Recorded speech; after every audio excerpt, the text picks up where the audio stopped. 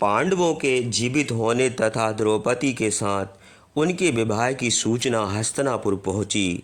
राजा धृतराष्ट्र, दुर्योधन, शकुनी, कर्ण आदि यह जानकर दुखी हुए, लेकिन सभा भवन में सबने प्रसन्न होने का नाटक किया।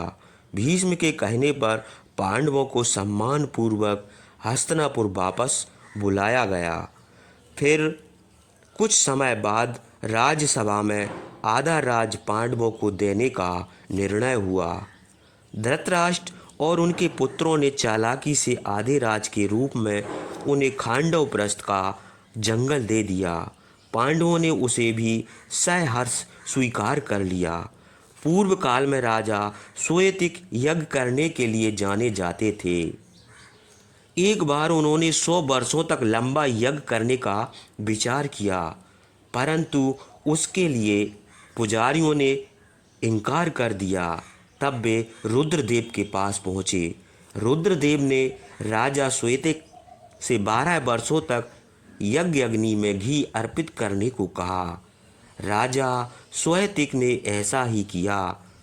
इससे राजा श्वेतिक को स्वर्ग की प्राप्ति हुई। दूसरी ओर अधिक घृतपान से अग्निदेव को अपच हो गया। वे ब्रह्मा जी के पास गए। ब्रह्मा जी ने कहा कि खांडव प्रस्थ में रहने वाले विनाशकारी जीवों को जलाने से वे स्वस्थ हो जाएंगे। अग्निदेव ने कई बार प्रयत्न किया, परंतु इंद्र ने तक्षक नाग तथा वहाँ के जानवरों की रक्षा हेतु उन्हें ऐसा नहीं करने दिया। तब अग्निदेव और अर्जुन के पास पहुँचे तथा भोजन के रूप में खांडव प्रस्थ की याचना की। इसके लिए उन्होंने वरुण देव की मदद से अर्जुन को अक्षय बाणों से युक्त तरकस, गांडीव, धनुष और वेगवान घोड़ों से जुता हुआ एक रथ प्रदान किया।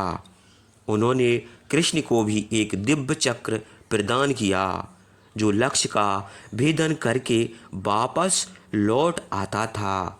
फिर कृष्ण और अर्जुन की आज्ञा से अग्निदेव ने खांडव प्रस्थ को चारों ओर से जलाकर विध्वंस कर दिया। वनदाह से उनका रोग समाप्त हो गया, परंतु अग्नि के प्रकोप से तक्षक नाग, अश्वसेन, मयासुर तथा 4 संसर्ग पक्षी बच गए। मयासुर को भागते देखकर अर्जुन ने उसे पकड़ लिया। उन्होंने मयासुर को वहाँ एक नगर बसाने का कार्य सौंपा। वे लोग जंगल में स्थित एक खंडहर में गए। खंडहर में दिव्य स्वर्ण रथ, धनुष और कौमुदी गदा रखी थी। मयासुर ने दिव्य स्वर्ण रथ कृष्ण को, धनुष अर्जुन को और कौमुदी गदा भीम को दे दिया। उसी खंडहर के स्थान पर राजभवन का निर्माण हुआ। अनेक प्रकार के श्रेष्ठ एवं शुभ सदनों से शोभित उस नगर को स्वर्ग के समान बनाया गया।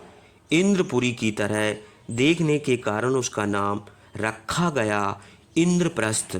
विद्वान एवं युग ब्राह्मण के परामर्श से शुभ समय पर पांडवों ने इंद्रप्रस्थ के राजमहल में प्रवेश किया।